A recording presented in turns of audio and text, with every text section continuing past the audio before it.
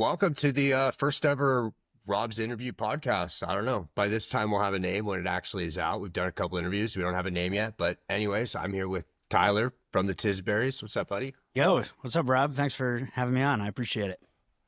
It's nice. I see you have the Phillies hat. And as you can see here, Dude, you guys have crushed us. yeah, there's been some beef between us the past couple of years especially, but I have sick nightmares about just Kyle Schwarber, like October Schwarber. Like it's a nightmare to me. And I still think about those dorks dancing a couple of years ago. That's what we do. Yeah. All right. I'm going to be real with you. These headphones are pretend. I have real ones underneath. Oh, nice. Yeah. And these glasses are fake too. So let's dive into this real quick. So let me just say, I've listened to the new record, Still Life Revisited, which is out April 25th, which I think this episode is probably going to come out like a week before that or so, which will be convenient. Yeah, that works. That's perfect. Yeah. So let me just say, you guys have recorded 3 albums before this, 2019, 2020, and then Exile on Main Street's 2022. 22, yeah. Now it's 2025. 3 albums in 3 years, then 1 in 3 years. What the hell happened? What the fuck where'd you go? Well, a pandemic happened, right? We were... Yep. You were born in that first bit. Yeah. We put out that first record in 19, and that was kind of like a test. Like, that was the first record I had ever made professionally, and I wouldn't even consider it professional. Like, we recorded that very DIY in living rooms across Philadelphia. Like, it was very nice. It was just, we self-recorded, everything with that one. And then right about the time when you're a young band, you're trying to like play out of town and like try to build a career, the world shuts down. And then it's like, well, I guess all we can do is write songs and like remote record like we had been doing for the first one. And then we just cranked out like 2 more in 3 years.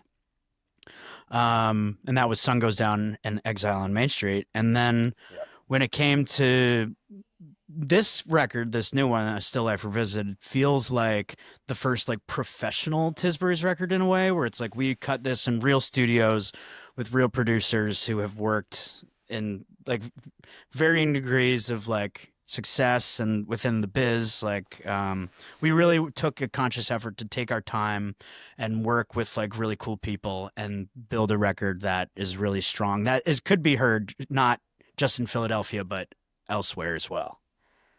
No, you did this with Justin from Dr. Dog, right? Am I correct? Well, no. So we recorded it at Dr. Dog's studio, but with Justin, who is our drummer's older brother, who is who's like affiliated with the Headroom crew, which is the like the modern baseball hop along people. That was the studio in Northeast Philly that they cut all those records there, and then they moved their whole studio into the Dr. Dog studio.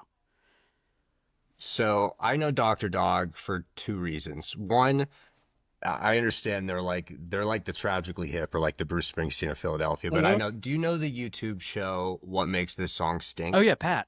Yeah, I know. Actually, I'm from the same hometown as Pat Finnerty. Yeah, Pat is we're acquaintances. A legend. Yeah. Oh wow! I had a feeling because I've been to Philly once. I had a friend from San Diego that moved there. Yeah, and I was just blown away by like how small it feels. Mm-hmm. Like I just in my head I imagine like L.A. small town, New York, But it's like no, it's Mm-hmm. So I had a feeling, but also my buddy, that same friend, worked at a bar right next to Union Transfer. Okay. And he just happened to be upon like what was their last show at the time. The Dr. Dog like end run or whatever. It was a New Year's Eve show, I believe. Yeah. I think I was supposed to go to one of those because they did like 3 and that was like when the pandemic was ending, but then came back like that week, right? Of 20 or maybe 21, I forget. But no, actually I remember when I was in, maybe I was even in middle school. I think it was like 8th grade is around the time you get like your first job, right? I was bussing tables at a like an Irish restaurant that my mom was serving tables at, and Pat Finnerty was 1-2 combo. Exactly. And Finnerty was like the entertainment on like Friday nights, and he would just like sit in the corner and play Weezer covers and like and Beatles stuff and a bunch of stuff. And I remember going up to him and be like, dude, El Scorcho is one of my favorite songs, man. It's so cool. Like, But yeah, Pat's a great dude. And you're right. It's like everyone kind of knows each other here in Philly. Like it's a very uh, cool community in that way. So speaking of Philly too, just because like, I've only been to the East Coast a couple times. It was Mhm. basically probably that same time, like middle, pandemic or so when flights were like $300 to go over there. Yeah. But I think, and that's how we found each other. Is like all my favorite artists, so many of them, for some reason, just come from this little corner there between Philly and Jersey. Just there's Yeah. something like, what is it? Do you think that like kind of makes that area just stand out? Like, is it the blue collar stuff? I is it the think it's East Coast? the shadow of New York is like makes that like blue collar thing real. So like being from Scranton, which is like an abandoned coal town, like I felt a kinship with Springsteen, who's from like the shadow of what's the Jack Antonoff festival? It's literally called Shadow of the City, right? That's yes, Yeah. that's So funny you bring that up because I listened to an interview during the pandemic with Ezra from Vampire Weekend and yeah, Jack Antonoff and they talked about it too and they're like, it was about what makes New Jersey and the answer was basically the exact same thing you said, totally. which is something I kind of realized coming from like San Diego Hmm. to LA or, living in Canada, coming to the States. It's like you have that chip on your shoulder. You're in Yeah. Jersey or Philly or these areas, you can pretty much fucking see New York for most of these places, Yeah. literally, and it's like you're in the shadow of that, and you're like, I need to get the hell out of this coal town, right? Exactly. So that's the music I've always resonated with is like the aspirational like Born to Run stuff. So yeah, Springsteen Of Killers, course. Replacements even too, even though they're like a Midwest version of that. But that's I mean, exactly what. I think there's like I think you guys are kind of like a crossover. Your area is just kind of like a crossover between that East Coast thing with Midwest, because I mean, obviously you guys are. I think fans is lightly as a way to say about your feelings regarding Wilco. Yeah, they're like probably number one, but it just like Yeah. that whole general, yeah, like pure songwriting first, storytelling, and just trying to, I don't know, make sense of life through that, you know. So that's always what I'm going for, at least. How much of like so speaking of the songwriting, just because like you guys were cool enough to get me a copy of the Hmm. album ahead of time, and I've been listening to it. Let me just say first off, as like a music promoter, like on that side of me, I'm like, why did they not release the best songs first? But then I'm like, oh, that's good because the music nerd, the rock and roll fan of me is like, oh, someone's gonna sit down with this record when they get to like song like is 8 Wildfire, like you get to about 8 and you're just like kicked in the face. Like it sounds Yeah, I'm like curious what. it's like the Yeah, Killers wrote "Dancing in the Dark" to me. Like it had that vibe. that's yeah. That was originally going to be a single, and then I think at the 11th hour we pivoted to "Water in the Clouds" because I knew we wanted to do one like minor key song to like It's a little more like "Water in the Clouds" is a little more like that's very signature. it That felt sounds like the more organic. Tisburys. Tisbury's Wildfire was more of a pivot. That's like yeah, we're trying to do like Yeah. that was like Disco Clash or something was what we were going for on that. It's Yeah. funny you say that because there was a couple songs too like where I was thinking the same thing. I'm like, this is kind of like there's a lot of clash in here. Like there's a lot of Yeah, like subtle super chunky clash. guitars over like a disco beat was Yeah. what we were yeah. So yeah, I'm pumped for And people let me to just be able to hear that stuff. So, and it comes out April 25th, which will be close to this, but yeah. like what's the difference, in terms of the writing process from this album to the last few? I know you're the main songwriter, it seems, but also by the sounds of it, I mean, the sound is pretty fucking collaborative. I mean, you got pedal steels popping up and stuff like that. I imagine that's Yeah. not all you. Yeah, it was way more collaborative in a way where we took the time to like usually it's just like here's my song, everyone learn the song. We'll like kind of come up with parts on the fly like this is what the Dan's just like kind of drumming along to what I wrote. This time we were like, Classic bands, yeah. yeah, yeah. It's like you Classic jam in a band room and routine. then it's like you record that, right? This time we like took time to actually figure. It's like, oh, what if the drums did this specific thing? Um, what if the keyboard, this kind of keyboard part came in? What if the bass and the guitars were kind of bouncing off each other in specific ways to really focus on the arrangements versus just the songwriting, like an arrangement to complement the songwriting. So There's some special arrangements on there too. Like when I get to the last track, like "Here Comes the Lonesome Dove," yeah, Is that the one where there's a part in the chorus where it just drops? It's almost like E Street Bandits, where it's like Very, yeah, very, like, very much so. Where oh, it's I like, yeah, like specifically E Street Band send up stuff where it's like you want it to be like as fucking epic as it can be. I was thinking that I'm Um, like, this is like I don't have you guys played that one live yet? Or are you that holding out on that one? Is it's that it? become our like set closer at every show we've Yeah, done I for the was gonna past say year, and that is gonna be that's hot. will continue to be the set closer for the foreseeable Yeah, future until I can up that, you know. So, um, Elephant Hotel. That's the one I was gonna say. Very clashy. Is that fair to say? yeah, that was even like Clash or like Vampire Weekend influenced by the Clash. You know, there's like that whole um or like a Paul Simon thing. There we go. Kind of dancey but like acoustic. I don't know. It's tough. John, that's a song.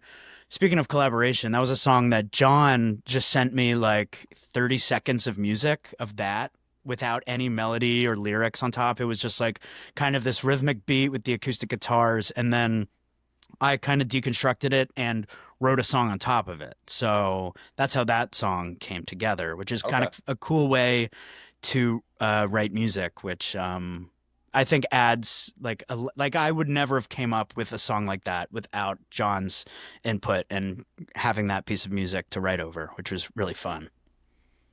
No, that's very cool. Is this, would you say this album, do you think it's going to be something that you guys are going to be touring on for a while, or are we going to see another 3 year wait here? No, I mean we already have a well, it'll be announced by then, but we're doing a couple dates out in the Midwest. We'll definitely, I don't know about West Coast yet. I really fucking hope so. Track. But yeah.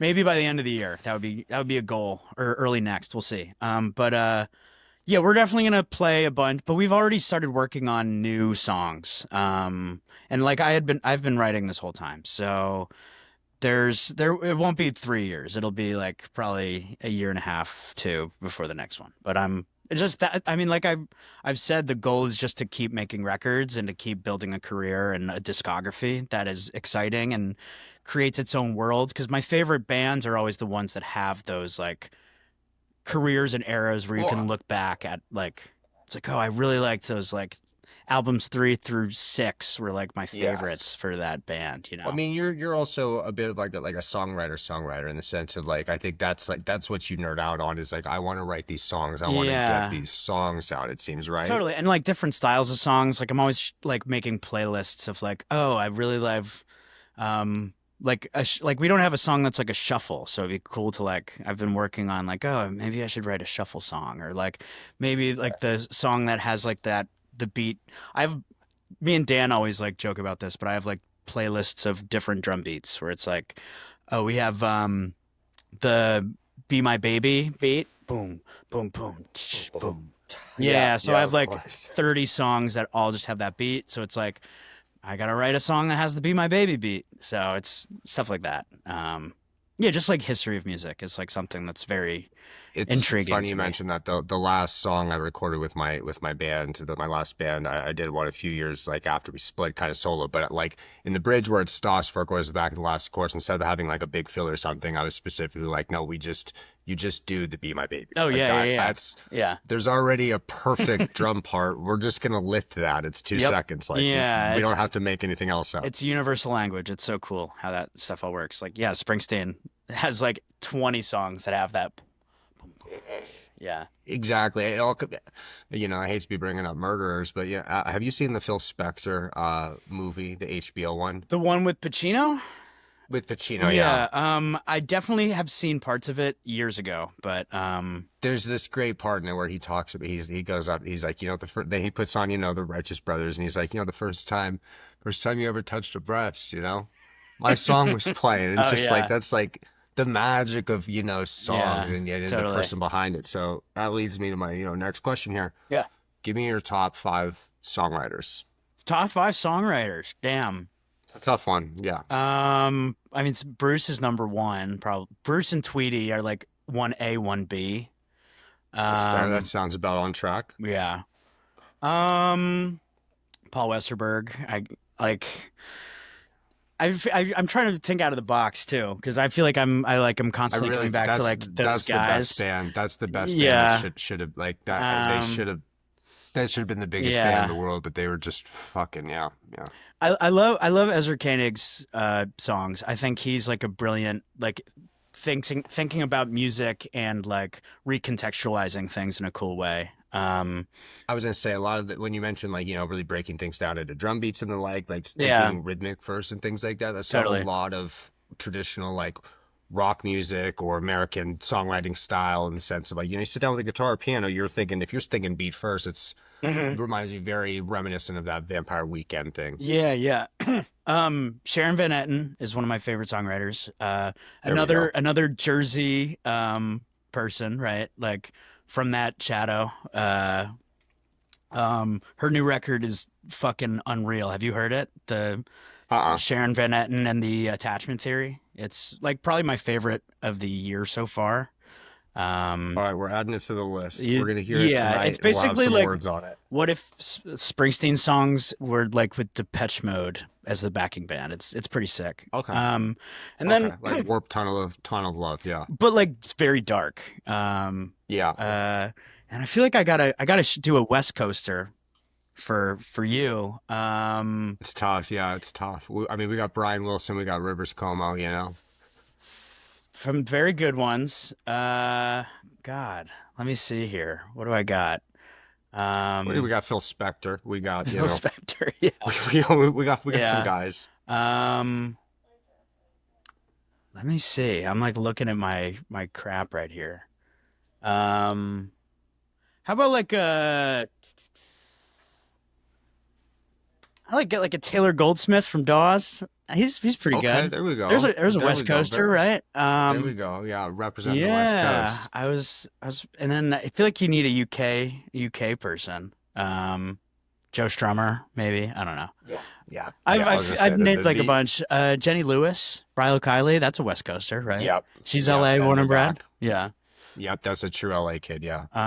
So yeah, I probably named too many, but there's enough there that you get That's you okay. get the Yeah, picture. no, I don't. Yeah, we can clip all. Yeah, it'll say top five. People just keep watching the clip. Hopefully, yeah, they won't know when it ends. We'll just say there's 6 number threes. Totally. It's funny you say Yeah. Joe Strummer as well too, because I've recently kind of got on this thing lately where I think I'm a bit of a Mick Jones truther, Okay. Yeah. where I'm seeing I'm just seeing I'm like I think some of his songs are better. I hate to say this to Joe Strummer, but that Lost in the it might have been the Supermarket, Paul right? McCartney. Right, it's Yeah. like Mick Jones is the McCartney of the group, where it's like this might have been the real Pop Smith, like the guy Yeah, that had totally. the fucking hooks. Yeah, and hooks are very, very important to me. Like I probably should have put Paul McCartney in there too, because like the Beatles were my first music love, as they are most Yeah, people's. that's my but go-to. Yeah, yeah, I Paul's the best. I mean, if you have to go, like Paul, yeah, John, Joe, like those guys right there. yeah, Dylan, like, but same thing as Springsteen is right there. Like Springsteen is yeah. the guy. What was your first Springsteen record, and where did you find it? I guess it's kind of ingrained in your culture a little more over there. I had to find it a little loosely, but explain your welcoming into the gospel. Of the Boss. So Yes. the first like concert I went to, like legit, like real, like there's like seeing small concerts growing up, but like the first like big arena show I saw it was Springsteen. I think I was in 8th grade, and I was like probably 14, so it's a very impressionable age. Wow. And it was, I think, working on a dream tour. So, Okay. and we saw him at Hershey Park. Like Hershey Park has like a amphitheater or like a stadium thing, and What is that, about 2007, 8 or so? About there? yeah, around that time. And Yeah. it just like kicked my socks off, and I was like, I want to do that. So that was like Yeah. totally life changing thing.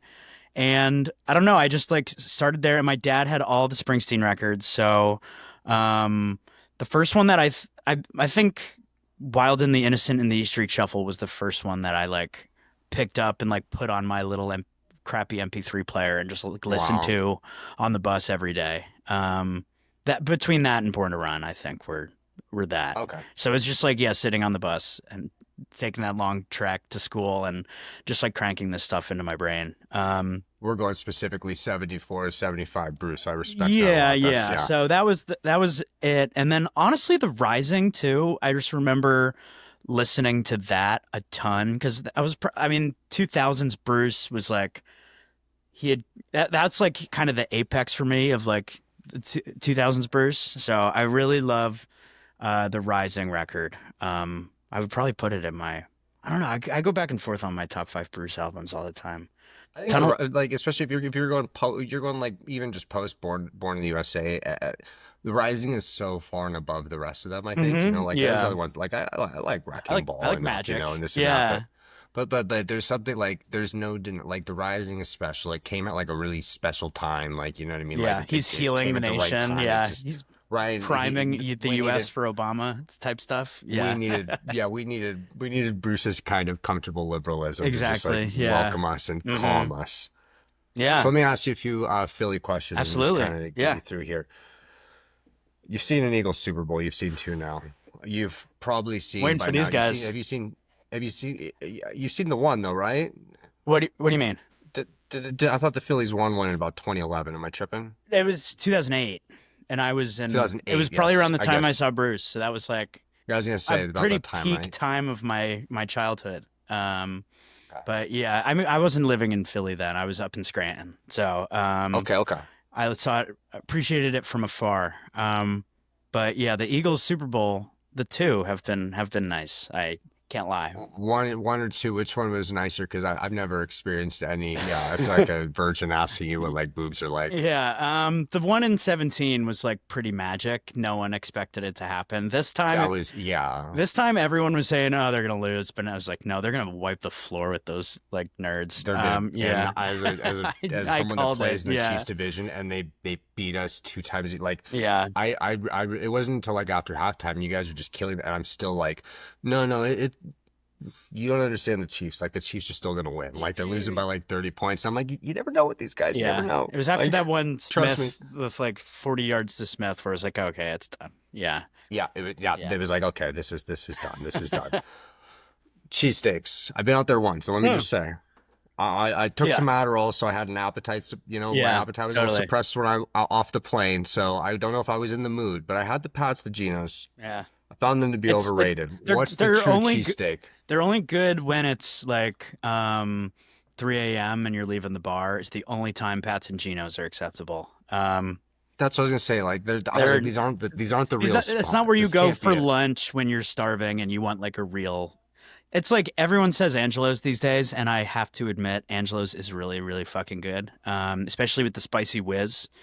That's my recommendation. But I'm like, I mean, D'Alessandro's is like up in my neighborhood, and that's like the other like kind of gourmet. Like it's like $20 for just like the biggest fucking cheesesteak you'll ever eat in your life, and it's really, really good. But I'm like pro the $8 cheesesteak from your corner store bodega is the best cheesesteak you're gonna get. Like it's Okay. kind of that thing where it's like there's another place in Manayunk, Sorrentino's, where I think they have like an awesome cheesesteak, but no one's ever gonna put them on their like personal ranking list, you know? Okay, well, I mean, someone has now, so I think that's fair. You know, they deserve that. And it's like They no deserve frills. that. It's just like this is just like really solid, just like seasoned chopped meat with Cooper sharp cheese on a roll. It's like not something that's like too complicated, but yeah. That's how it should be. So Yeah. let me ask you before we go here a couple questions about the new record Yes. and just in general. Fire away. What is your favorite song on the new record? Oh God. I mean, I love Forever. I think it's like kind of the purest pop thing we've done, just in terms of like how the arrangement builds and just like being a catchy radio song, which was like a lot of what we were Yes. trying to go into with this was like, let's make something that sounds really freaking good on the radio. Cause like that's kind of that's like a gold standard for me, right? Is, Okay. like like that kind of fidelity where it's like, oh, this is just like you turn on the radio and it's like a kick-ass rock comes to- song is yeah, it playing, comes- right? Yeah, and it's like it Makes catches you you. want to drive. Exactly. Which is like kind of what I'm always going for. But there's other songs you mentioned the Steel, which is on A Still Life Without You, which is actually the next single we'll be putting out at the end of March. But which the Steel was played by Mike Brenner of Wild Pink Okay. and Songs Ohio and Marat, which are like three of my favorite bands. So it was an honor to have him. He's a Philly legend. He's played on a ton of stuff, but it was great to have him play on that song, which is like kind of another epic tune. It's like 5+ minutes. I was gonna say, yeah, like upon first and second and third listen, I think that was my favorite song right away. That was the one that grabbed me. I was like, oh fuck, I wish I wrote that. And it's like a story. It's like a different mode for us, and me as a songwriter was like, I was like, I'm writing a story song. It's like there's no me in it. It's like I'm just like writing about characters, which is like a Brucey thing to do, you know? Yes. And I feel like so much music these days is just like, I'm so sad, and I'm kind of sick of that. I feel like we've like removed that from like the collective conscious of modern songwriting. Is Taylor Swift has started to do it again, which is cool. Yes, like she had some of the Folklore Evermore stuff was like, oh, she's writing about characters. Like I love that kind of stuff. So it's like, what was your favorite Folklore / Evermore era track? Last Great American Dynasty I thought was really, really cool. This Is Me Trying, though, is my favorite song from those two records. I covered that and Betty at a couple different like acoustic sets I've done. Tight. But those are like very Springsteenian. I just keep coming back to them. Types of songs where it's like, very. I've said about Taylor Swift before, and funny you mentioned Last Great American Dynasty because my group chat with my friend who lived in Philly is actually we call ourselves the Bitch Pack on there. Okay, yeah.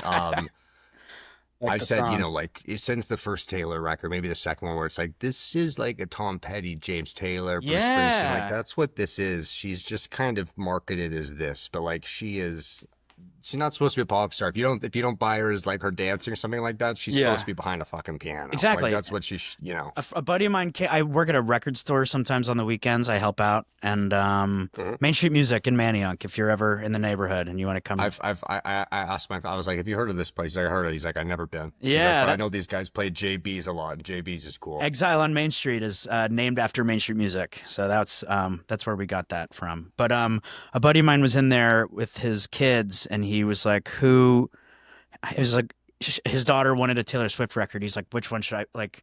He's like, which one should I buy, Tyler? Which one should she get? And I was like, got to get Red, because Red's her Bruce record. Like that's her stadium rock. Red, yeah, that's my favorite. I remember when I first heard Red. It was like right when I first moved to LA, and I was driving in this shitty little like Honda Civic, and had State of Grace, that first song. I'm just like, she should be like, this is like you too. Or like, the Killers. Yeah, it's very cool. This is so big. And then, I mean, you get to like an All Too Well, and it's just like, this is magical. Yeah, dude. That's awesome. And then after that, you get the work with Jack, which is, just been a blessing. Yeah. Some of it. It's gotten a little repetitive, but I'm hoping she can. I don't love the new stuff, but I just get fired up for him. Like when it's big, I'm just like, I'm happy that guy is making money. Like, he seems like he deserves to be rich. Exactly. And like influencing pop music.